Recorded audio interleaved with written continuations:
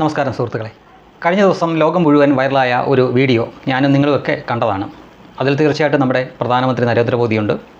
അദ്ദേഹം ഇപ്പോൾ വിദേശയാത്രയൊക്കെ ചെയ്തുകൊണ്ടിരിക്കുക അഞ്ചോളം രാജ്യങ്ങളിലാണ്. നയതന്ത്ര ബന്ധങ്ങൾ ഊട്ടിയുറപ്പിച്ചുകൊണ്ട് രാജ്യത്തിന് ഗുണമുണ്ടാകുന്ന കരാറുകളിലൊക്കെ ഒപ്പിട്ടുകൊണ്ടിരിക്കുകയാണ്. അപ്പോൾ അക്കൂട്ടത്തിൽ അദ്ദേഹം ഇറ്റലിയൻ പ്രധാനമന്ത്രി ജോർജിയ മെലോണിയെ കാണുന്നു. ഇവർ നേരത്തെ തന്നെ സുഹൃത്തുക്കളാണ്. അപ്പോൾ നേരത്തെ തന്നെ മെലോഡി എന്ന് പറഞ്ഞുകൊണ്ട് ഈ മെലോണി തന്നെയായിരുന്നു ഒരു പേരിട്ടിരുന്നത് 1-2 വർഷങ്ങൾക്ക് മുമ്പ്. അന്നത് വലിയ വൈറലായതാണ്. അത് ഓർമ്മിപ്പിക്കാൻ വേണ്ടിയിട്ടാണെന്ന് തോന്നുന്നു മെലഡി എന്ന പേരുള്ള ഒരു മിഠായി പാക്കറ്റുമായിട്ട്, ആ പാക്കറ്റോട് കൂടിയാണ് അത് കാണിച്ചുകൊണ്ട് ഈ ഇറ്റാലിയൻ പ്രധാനമന്ത്രി ജോർജിയ മെലോണിക്ക് നിൽക്കുന്നു. അവരത് അവരുടെ സോഷ്യൽ മീഡിയയിൽ പോസ്റ്റ് ചെയ്യുന്നു. ഇത് വലിയ വൈറലാവുന്നു. ഇന്ത്യയിൽ അദ്ദേഹത്തിൻ്റെ ആരാധകരടക്കം ഇത് വലിയ രീതിയിൽ ആഘോഷിക്കുന്നു. പക്ഷേ എന്നെ സന്തോഷിപ്പിച്ചത് ഇതൊന്നും അല്ല കേട്ടോ. അതേസമയം തന്നെ നമ്മുടെ തൊട്ട് അയൽ രാജ്യമായിട്ടുള്ള പാകിസ്ഥാനിൽ, അവിടെ പാക് അധീന കാശ്മീരിൽ ഒരുത്തൻ നടു റോഡിൽ അജ്ഞാതരുടെ വെടികൊണ്ട് ചത്ത് മലച്ച് കിടന്നു. ആളുകളൊക്കെ ഓടിക്കൂടി. ചിലരൊക്കെ അയ്യോ കഷ്ടം എന്നുള്ള രീതിയിൽ നിന്നു.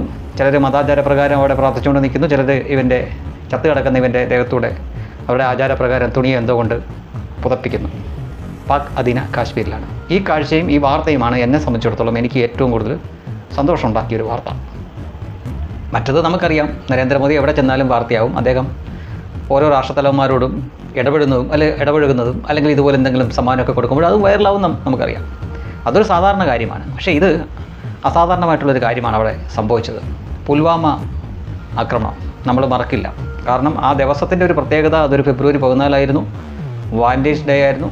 ആ ദിവസമാണെന്ന് നമ്മുടെ 40ഓളം ജവാന്മാരെ അതിക്രൂരമായ രീതിയിൽ വാഹനം, അവരുടെ കോൺവോയിലേക്ക് കാറ്, അതായത് ബോംബ് സ്ഫോടക വസ്തുക്കളൊക്കെ നിറച്ച കാറ് ഓടിച്ചു കയറ്റി പൊട്ടിച്ച് 40ഓളം പേരെ കൊന്നത്. അത് നമുക്ക് മറക്കാനാവില്ല.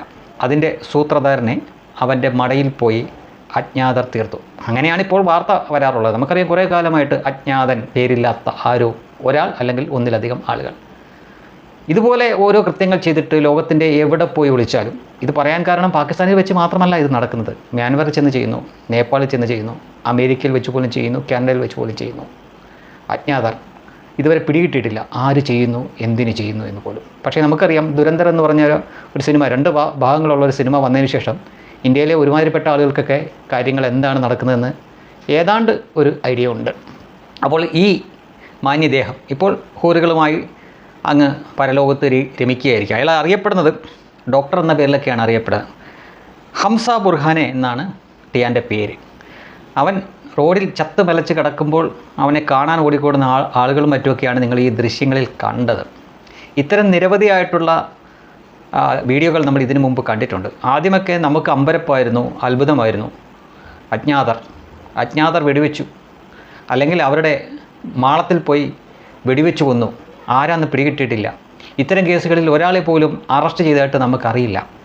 പക്ഷേ കൊല്ലപ്പെടുന്നവരുടെ പ്രത്യേകത എന്താണ് എന്ന് ചോദിച്ചാൽ, എപ്പോഴെങ്കിലുമൊക്കെ നമുക്കെതിരെ ആയുധമെടുത്തിട്ടുള്ളവരാണ്, നമ്മുടെ വേണ്ടപ്പെട്ടവരെ കൊന്നവരാണ്.